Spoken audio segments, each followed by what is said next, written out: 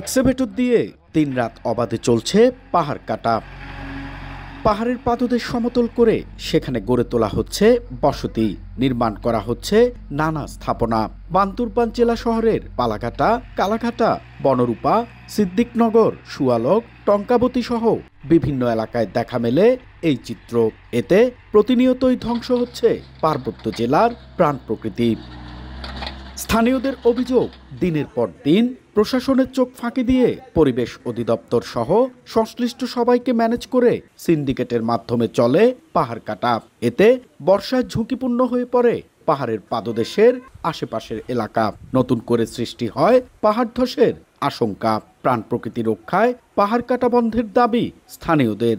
অনুমতিবিহীন তারা কাটতেছে, তারা কাউকে কোনো টক্কর করতেছে না। বৃষ্টি ফলে তো এমন তো মাড়ি গায়ের উপরে পড়বে, এগুলো তো রিক্সের উপরে না। যারা পাহাড় কাটে তাদেরকে আইনের আওতায় আনা হোক। পাহাড় খেকুদের আইনের আওতায় আনতে নিয়মিত অভিযান চলছে বলে জানিয়েছে পরিবেশ অধিদপ্তর। সম্প্রতি সময় যেসব জায়গায় পাহাড় কর্তন দেখা যাচ্ছে সেসব জায়গায় আমরা প্রত্যেকটা জায়গায় ভিজিট করেছি। তাদের বিরুদ্ধে অনুসন্ধান চলতেছে এবং তাদের বিরুদ্ধে নিয়মিত এনফোর্সমেন্ট মামলা প্রক্রিয়াধীন রয়েছে এবং যে সিন্ডিকেটগুলো রয়েছে তাদেরকে আমরা শনাক্ত করার চেষ্টা করতেছি। শনাক্ত করার পরে তাদের বিরুদ্ধে যথাযথ ব্যবস্থা নেব যাতে পরবর্তী তারা এই ধরনের কাজ করতে না পারে।